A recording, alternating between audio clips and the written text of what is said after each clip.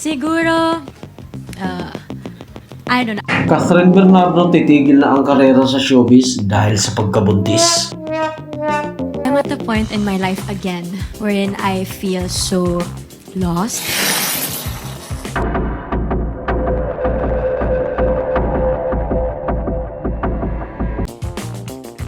Catherine Bernardo laman ng mga social media platforms. Hindi lang sa dahil kasikatan nito at kagandahan nito, kundi sarit-saring istorya. Pinag-aagawan ng malalaking produkto bilang isang ambasador si Catherine Bernardo. Siyempre, pag sinabing Catherine ang endorso, hindi lang sa Pilipino pumatok, kung hindi kahit saan, talagang patok na patok. Bilang isang bagong ambasador muli ng Colgate, ay pinag-aagawan nga ng atensyon si Catherine Bernardo. Hindi lang sa naangking ganda nito, kundi sa kagalingan na rin bilang isang modelo ng mga sarit-saring produkto na talaga namang kilalang mga pangalan. At syempre naman, lubos itong pinagpasalamat ni Catherine Bernardo. Anya pa ni Catherine sa lahat ng dumating sa kanya, hindi lang trabaho, kung hindi ito ay isang gift, isang blessings na rin, lalo na sa pagpasok ng taon. Thank you so much.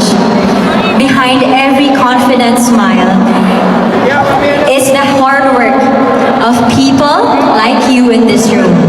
You don't just protect smiles, you protect the Filipino spirit that keeps smiling even when life gets hard.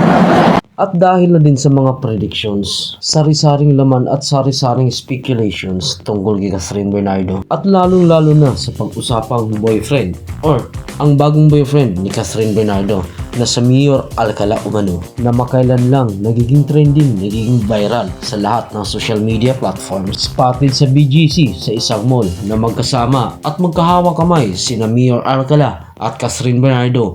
At ito na nga ba ang sinasabi ng karamihan ang magkarelasyon ng itong dalawa? Napilit naman iginiit ng iba na hindi nga umano ito si Mayor Alcala at si Catherine Bernardo na umano ito si Alden Richards. Pero mas nangingibabaw ang kasabihan ng karamihan na si Mayor Alcala at Catherine Bernardo ay magkarelasyon nga umano. Na pinagdiinan na umano sina Catherine Bernardo at Mayor Alcala nga itong dalawa spotted sa isang mall sa BGC. Hanggang sa dumating ang mainit na usapin sa Abante sa radyo na nagiging laman sa balita, nagiging laman sa showbiz updates at trending nga itong pinag-uusapan na umano si Catherine Bernardo this year of the rat ay mabubuntis nga umano at manganganak ng isang babae. Na ikinagulat naman ito ng karamihan. Yun pala ay isa lamang speculations or isa lamang hula-hula na umano mabubuntis si Catherine Bernardo. Catherine Bernardo hinulaang mabubuntis dahil nga kapapasok pa lamang ng taon, patuloy pa rin ang andar ng mga hula-hula sa mundo ng celebrities.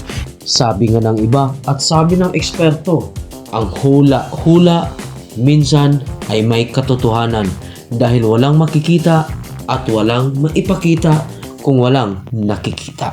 What's next for me? Parang I'm feeling all these emotions.